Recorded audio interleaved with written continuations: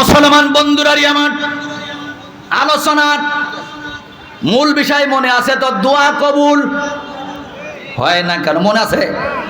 মনে রাখেন, দোয়া কবুল হয় না কেন? প্রথম নাম্বার পয়েন্টটা শোনেন। জাকারিয়া আলাইহিস সালামের 90 বছর বয়স, সন্তান হওয়ার কথা না। সন্তান চাইলো আল্লাহর কাছে, আল্লাহ সন্তান দিল। শুধু সন্তান না, নামও রেখে দিল কে? ইয়াহিয়া। সবাই বলেন নামটা কি? ইয়াহিয়া। বন্ধুরারে আমার, নামটা রেখে দিল ইয়াহিয়া। নাম রাখার পরে আমার ভাইরা আল্লামা ও বন্ধু তাফসীর গারম তাফসীর ইবনে কাসির রহমাতুল্লাহ আলাইহি লিখছেন, জাকারিয়া রহমাতুল্লাহ মানে জাকারিয়া আলাইহিস সালাম আল্লাহর কাছে সন্তান চাইছে, বৃদ্ধ বয়সে আল্লাহ সন্তান দিয়েছে। আল্লাহ সর্বময় ক্ষমতার মালিক, আল্লাহ বৃদ্ধ বয়সে সন্তান দিতে পারে কি পারে না? আমাদের দোয়া কেন কবুল হয় না জানেন? মানে বিয়ের পরে যদি 5 বছর বাচ্চা না হয়, দেখবেন হতাশ হয়ে গেছে। পাশের বাড়ির এক মহিলা আছে, আপনার মহিলারে বলবে, তুমি এখনো বসে আছো বউ? একটা মোরগ নিয়ে ওই বাগেরহাটে খানজান আলীর দিঘি চলে যাবা, মোরগটারে গোসল করাইয়া প্রথমে কুমিরির খাওয়াবা। কারে খাওয়াবে? কুমিরকে প্রথমে খাওয়াবা।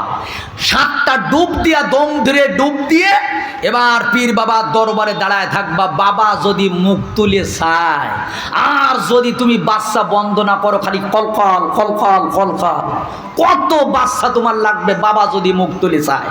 কে মুখ তুলে চায়? বাবা যদি মুখ তুলে চায়।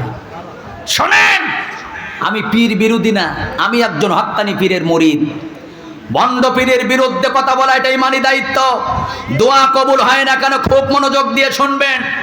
যেখানে পীরের দরবার আছে আপনারা বলেন, সেখানে ভিক্ষুক আছে না নাই? ভিক্ষুক জানে যে মানুষ মরার পরে আর কোনো ক্ষমতা থাকে না। এই জন্য একজন ভিক্ষুক কিন্তু মরা মানুষের কাছে কিছু চায় না, সব জীবিত মানুষের কাছে চায়। ভাই 1টা টাকা দেন, মা 2টা টাকা দেন। ওই ভিক্ষুক যদি জানতো যে মরা মানুষ কিছু দিতে পারে, রাত 3টার সময় এসে বলতো, পীর বাবা 1 থালা দেন, সবার আগে আইছি। কারণ ভিক্ষুকও জানে যে মানুষ মরার পরে তার কোনো ক্ষমতা থাকে না। আর আমার বাংলাদেশে বিসিএস পাস করে, এমবিবিএস পাস করে, অনেকেই দেখবেন ডক্টরের ডিগ্রি নিয়ে মনের মানুষকে পাওয়ার জন্য পীর বাবার দরবারে চলে যায়। মামলার থেকে জেতার জন্য পীরের কাছে নালিশ করে, বাচ্চার জন্য পীর বাবার কাছে আবদার করে। আল্লাহর কসম দিয়ে বললাম, যারা শিরকি করবা, ইন্নাল্লাহা লা ইয়াগফিরু আন ইউশরাকা বিহি ওয়া ইয়াগফিরু মা দুনা যালিকা লিমান ইয়াশা। আল্লাহ পাক বলেছেন, আমি ইচ্ছে করলে তাদের সব গুনাহ মাফ করে দেব, কিন্তু কেউ যদি শিরকি করে তার গুনাহ মাফ হবে? জোরে বলেন হবে? যারা শিরকি করবে এদের ফরজ ইবাদত কবুল হবে না, নফল ইবাদত কবুল হবে না, এদের সুন্নাত ইবাদত কবুল হবে না। যাদের ইবাদত কবুল হয় না, এদের দোয়াও কবুল হতে পারে না। সুলাইমান আলাইহিস সালামের 100 বিবি ছিল। তাফসীরে আসছে কয়শো, কথা বলা লাগবে? 100 বিবি। আপনারা আবার চান্স নিয়েন না, এই ওয়াজ কিন্তু আগের নবী সুলাইমান আলাইহিস সালামের। তাফসীরের ভিতরে আছে সুলাইমান আলাইহিস সালামের 100 বিবি।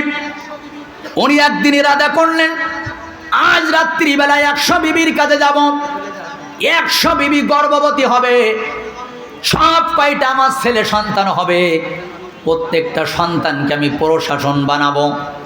বাপ বেটা যখন রাস্তা দিয়ে হেঁটে যাব, এলাকার লোকজন আতঙ্ক থাকবে, বলবে সুলাইমান ভাই নিয়ে আসতে যে সবাই সর, এরকম চিন্তা করবে, ভয় পাবে। সুলাইমান আলাইহিস সালাম এক এক করে 100 স্ত্রীর কাছে গেলেন ওই রাত্রিবেলা, কিন্তু দেখা গেল গর্ভবতী হয়েছে মাত্র 1জন। জোরে বলুন কয়জন? অথচ নিয়াজ ছিল কয়শো বাচ্চা হবে? 100।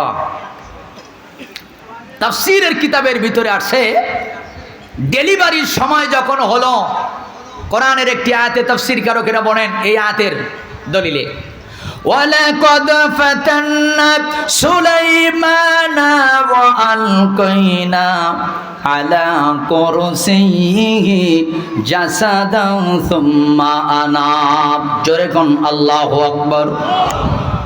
সুলাইমান আলাইহিস সালাম কুরসি, এই চেয়ারের পরে আল্লাহ পাক একটি সন্তান রেখে দিলেন, যার চোখ নাই, হাত নাই, নাক মুখ কিছু নাই, জানও নাই, একটা গোস্তের দোলা। কিসের দোলা? একটি গোস্তের দোলা লিখে দিলেন। চাইছিল 100 সন্তান, একটাও দিলেন না। আল্লাহ পাক নবী সুলাইমানকে পরীক্ষা করে বুঝালেন, তুমি নবী হতে পারো। এ নবী সুলাইমান শোনো, সন্তান তোমার হাতে না, সন্তান হলো আমি আল্লাহর হাতে।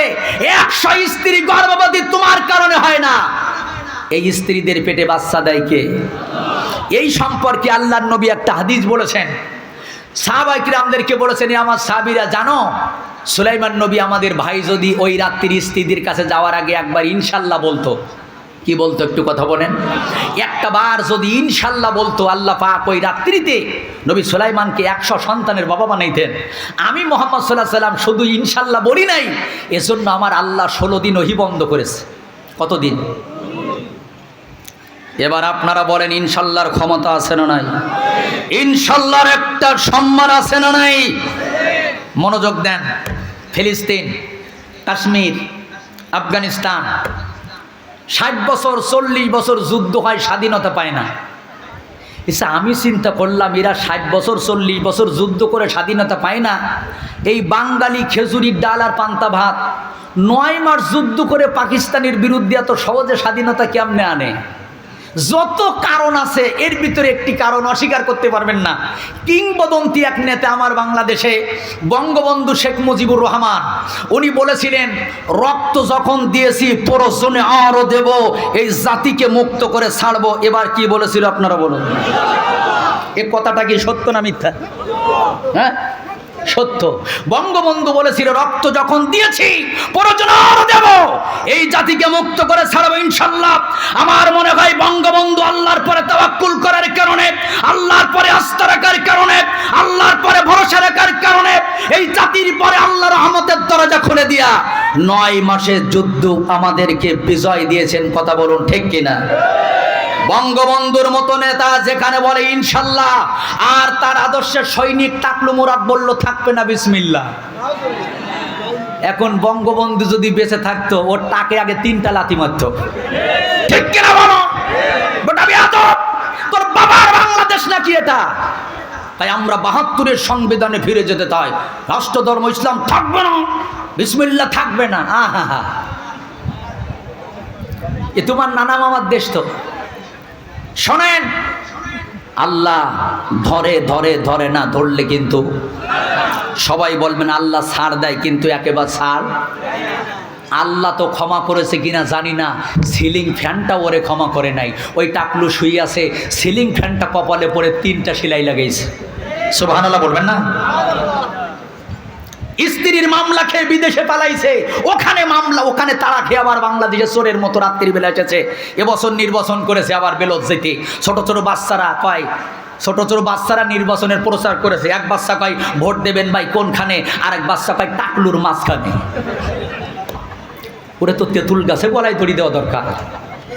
আমি বলি শোন, ফিরে যদি যেতে হয়, মদিনার সংবিধানে ফিরে যদি যেতে আসি, 72-এর সংবিধানে ফিরে যাওয়া যাবে না।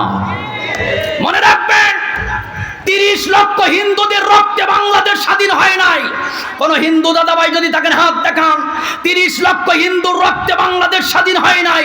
30 লক্ষ মুসলমানের রক্তে স্বাধীন হয়েছে। 2 লক্ষ মা বোনের ইজ্জতের বিনিময়ে স্বাধীন হয়েছে। ফিরে যদি যেতে হয়, মদিনার সংবিধানে ফিরে যাব। মনে রেখো টাকলো, যতদিন পর্যন্ত সূর্য পূর্ব দিকে উঠে পশ্চিম দিকে যাবে, আল্লাহর কসম, আল্লাহর কসম, রাষ্ট্রধর্ম ইসলাম ছিল, রাষ্ট্রধর্ম ইসলাম আছে, রাষ্ট্রধর্ম ইসলাম কিয়ামত পর্যন্ত থাকবে। যদি কেউ পরিবর্তন করতে চায়, ঝাঁটা পিটা খেয়ে নানা মামার দেশ থেকে পাবো।